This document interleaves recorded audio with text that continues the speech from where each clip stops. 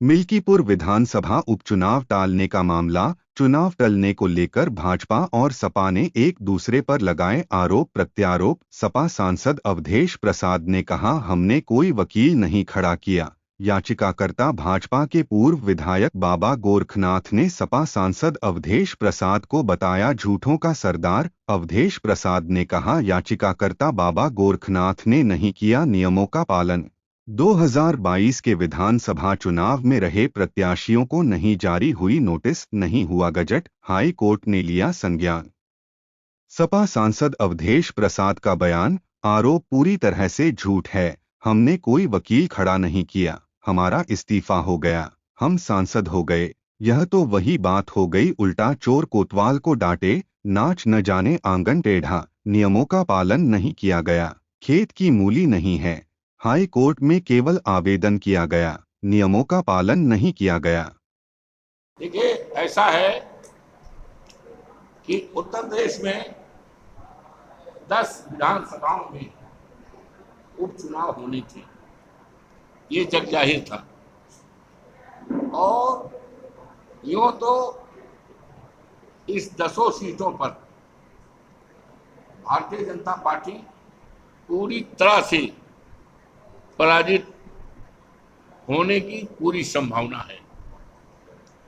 जनता इस सरकार के कारनामों से, कारगुजारियों से पूरी तरह से ऊब चुकी है, चाहे वो नौजवान हो।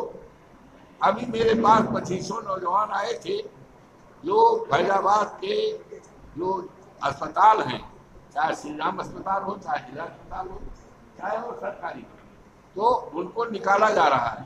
हालांकि वो आउट ऑफ सोर्सिंग से आए थे, वो मेरे पास आए थे कि हमें निकाला जा रहा है। तो एक तरफ सरकार कहती है हम 2 करोड़ नौकरी देंगे प्रधानमंत्री जी, और एक तरफ निकाला जा रहा।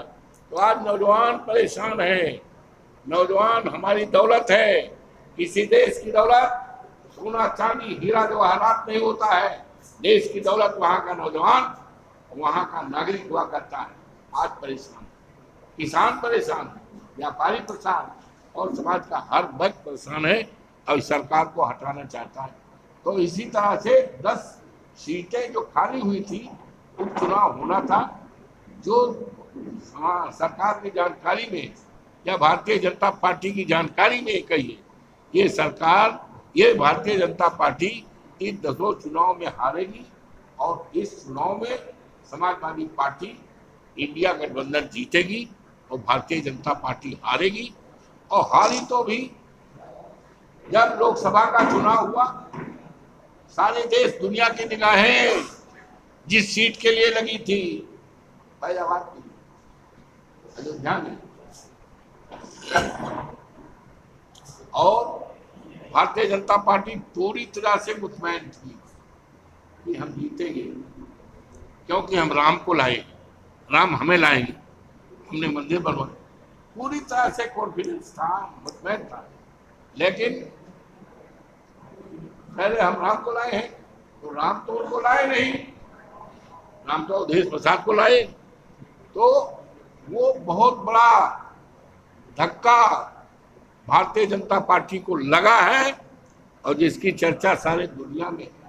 तो एक धक्के से उबर नहीं आई, उबर नहीं पाई, और उसको लगा कि मिल्कीपुर क्षेत्र भी उसी फैजाबाद की लोकसभा का सीट है, जहां से समाजवादी पार्टी ने, माननीय अखिलेश यादव जी ने सर्वसम्मत से अवधेश प्रसाद के बेटे अजीत प्रसाद को उम्मीदवार घोषित कर दिया है।